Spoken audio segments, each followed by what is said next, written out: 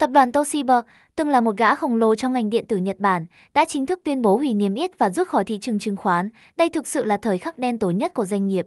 Từng một thời quen thuộc với mọi nhà, đối với thế hệ trước, Toshiba vẫn là một thương hiệu điện tử gắn liền với tuổi thơ, đã từng có thời, sở hữu một sản phẩm do Toshiba sản xuất, là một niềm tự hào khó tả. Vậy Toshiba đã từng bước vươn lên trở thành một đế chế thương mại như thế nào? Và vì sao trong bối cảnh kinh tế hiện nay, tập đoàn này lại bất ngờ tuyên bố rút lui khỏi thị trường? Giống như nhiều doanh nghiệp Nhật Bản từng làm mưa làm gió trên thị trường quốc tế, Toshiba cũng ra đời trong bối cảnh Nhật Bản tiến hành cuộc di tân minh trị. Khi đó, Nhật Bản khao khát học hỏi từ các nước phương Tây, từ đó sản sinh ra hàng loạt công ty công nghiệp tiên phong, trong đó có Toshiba. Tiền thân của Toshiba là xưởng thiết bị Shinbashi Tokyo, được thành lập vào năm 1875. Ngay từ khi ra đời, các kỹ sư của Toshiba đã dùng chính năng lực của mình để biến công ty này thành một trong những đơn vị tiên phong của nền công nghiệp Nhật Bản. Năm 1890, nhà máy của Toshiba sản xuất thành công bóng đèn sợi đốt đầu tiên của Nhật Bản. Không lâu sau, họ đưa sản phẩm này vào sản xuất hàng loạt, làm thay đổi hoàn toàn cuộc sống của người dân Nhật. 4 năm sau đó, các kỹ sư của Toshiba tiếp tục tạo ra máy phát điện tua bin nước đầu tiên của Nhật Bản. Trong những năm tiếp theo, nhờ hàng loạt phát minh đột phá, Toshiba nhanh chóng giành được vô số bằng sáng chế, củng cố vị thế của mình là một công ty khởi nguồn từ khoa học công nghệ. Toshiba luôn đặt đổi mới sáng tạo lên hàng đầu, tinh thần đó tiếp tục được họ duy trì, ngay cả sau Thế chiến thứ hai.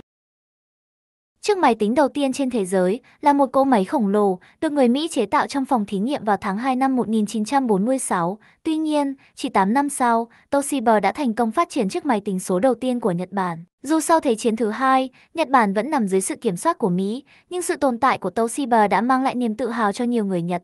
Ít nhất, thành tựu nghiên cứu của họ đã chứng minh rằng người da vàng không hề thua kém người da trắng phương Tây. Vào những năm 1950, Toshiba chính thức bước vào lĩnh vực thiết bị gia dụng. Chẳng bao lâu sau, các sản phẩm như nồi cơm điện, máy giặt, tivi màu, những thứ từng được xem là kỳ lạ, đã xuất hiện trên kệ hàng của Toshiba. Không quá lời khi nói rằng, Toshiba đã thay đổi đáng kể cuộc sống của người dân Nhật Bản. Chỉ riêng một công ty Toshiba cũng đủ để nâng đỡ gần một nửa đời sống công nghiệp hóa của toàn bộ xã hội Nhật Bản. Cùng với sự hỗ trợ dần dần của Mỹ, đối với nền kinh tế Nhật Bản vào những năm 1950, ban lãnh đạo Toshiba đã có một cơ hội tuyệt vời để hiện thực hóa lý tưởng kinh doanh của mình. Một thời kỳ hoàng kim của họ đã đến. Khi bước vào những năm 1970, Toshiba không chỉ là công ty công nghệ hàng đầu của Nhật Bản, mà còn tạo ra nhiều thành tựu mang tầm cỡ thế giới. Chẳng hạn, năm 1972, Toshiba đã phát triển chiếc TV màu đầu tiên trên thế giới, sử dụng ống tia âm cực có sọc đen trong phòng thí nghiệm của mình. Thành tựu này không chỉ thay đổi xã hội Nhật Bản, mà còn đủ để ghi danh Toshiba vào lịch sử nhân loại. Vào những năm 1980,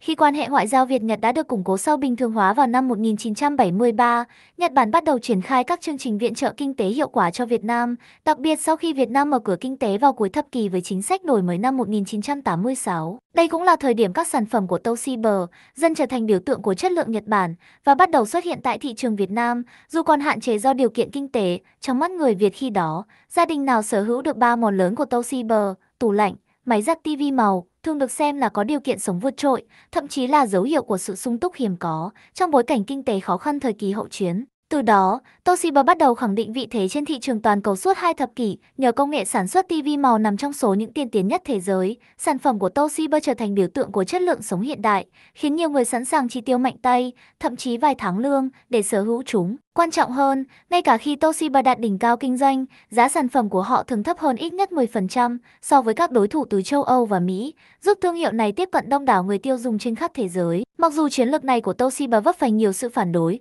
thậm chí chỉ trích từ các đối thủ, nhưng chính nó đã giúp họ tạo ra một thành công mà không ai có thể dễ dàng sao chép. Ngay cả các tập đoàn tài phiệt lâu đời của Mỹ cũng phải thừa nhận rằng họ không thể cạnh tranh với các sản phẩm Nhật Bản có công nghệ cao, nhưng giá thành lại thấp hơn. Nếu không có gì bất ngờ, thành công của Toshiba sẽ kéo theo sự trỗi dậy của toàn bộ ngành công nghiệp Nhật Bản, thậm chí cả nền kinh tế Nhật có thể tiếp tục tăng trưởng nhờ niềm tin kinh tế mà Toshiba mang lại. Tuy nhiên, vào những năm 1980, người Nhật đang chìm đắm trong thế giới hào nhoáng của mình mà quên mất một yếu tố vô cùng quan trọng.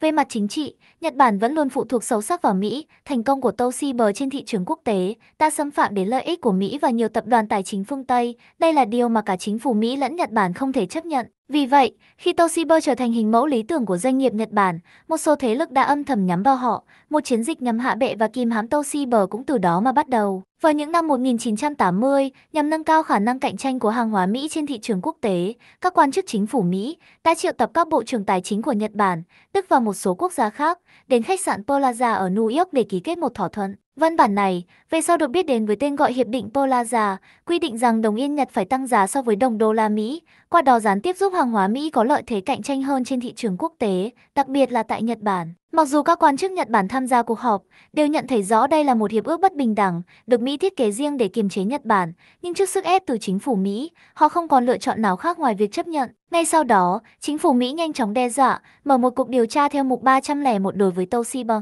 một trong những tập đoàn công nghiệp hàng đầu Nhật Bản thời điểm đó. Mỹ tuyên bố rằng, trừ khi Toshiba chấp nhận thỏa hiệp và nộp một khoản tiền phạt khổng lồ, nếu không họ sẽ bị đưa vào danh sách trừng phạt kinh tế. Trước áp lực từ chính phủ Nhật Bản, Toshiba buộc phải nhượng bộ. Không chỉ dừng lại ở đó, theo yêu cầu của Mỹ, Toshiba thậm chí còn phải đăng một bản nhận tội trên các phương tiện truyền thông Mỹ, công khai thừa nhận những hành vi phi pháp của mình trong cạnh tranh thương mại. Kể từ thời điểm đó, Mỹ liên tục dùng các chiêu bài pháp lý để gây sức ép lên hoạt động kinh doanh của Toshiba. Trước tình cảnh này, ban lãnh đạo Toshiba chỉ có thể âm thầm chịu đựng, trong khi nhiều kỹ sư tài năng, những người từng góp phần tạo nên thời kỳ hoàng kim của Toshiba, không thể chịu đựng được môi trường bị bóp nghẹt và đã chọn cách rời đi. Bước sang đầu thế kỷ 21, mặc dù Toshiba vẫn giữ được chỗ đứng trên thị trường toàn cầu nhờ những sản phẩm cao cấp như TV Plasma, nhưng họ hiểu rõ rằng những lợi ích cuối cùng mà họ nắm giữ cũng sẽ sớm bị các tập đoàn tài phiệt phương Tây cướp đi. Năm 2015, một số phương tiện truyền thông tài chính tại Nhật Bản và phương Tây đã phanh phui vụ bê bối gian lận tài chính quy mô lớn của tập đoàn Toshiba.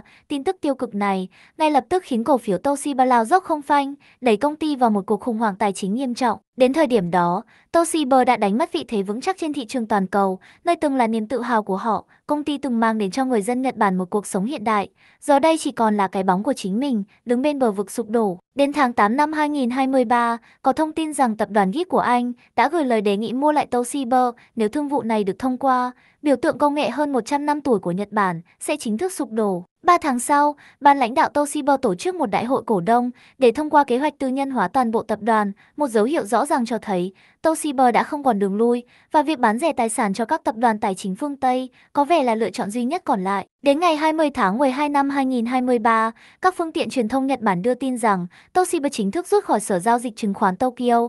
Từ khi phát hành cổ phiếu lần đầu vào năm 1949 cho đến khi hủy niêm yết vào năm 2023, Toshiba đã tồn tại trên thị trường chứng khoán Nhật Bản suốt 74 năm. Sự sụp đổ của Toshiba sẽ được nhìn nhận theo nhiều góc độ khác nhau, nhưng không ai có thể phủ nhận rằng chính phủ Nhật Bản và một số tập đoàn tài chính Mỹ đã đóng vai trò quan trọng trong bi kịch này. Dù một đế chế công nghệ như Toshiba có thể phải đối mặt với hồi kết, nhưng không ai nghĩ rằng nó lại diễn ra một cách bi thảm và đầy tiếc nuối như vậy. Câu chuyện về Toshiba chính là một lời cảnh tỉnh cho mọi doanh nghiệp trên thế giới. Nếu không có một quốc gia hùng mạnh đứng sau làm điểm tựa, dù có vươn lên vị trí số 1 toàn cầu, vinh quang đó cũng sẽ không thể kéo dài mãi mãi. Trong thời đại biến động không ngừng như ngày nay, cả quốc gia lẫn doanh nghiệp đều phải đối mặt với những thách thức lớn và chỉ những ai có thể tự chủ, không phụ thuộc vào thế lực bên ngoài mới có thể đứng vững và đi đến cuối cùng trong ván cờ khốc liệt của thời đại này.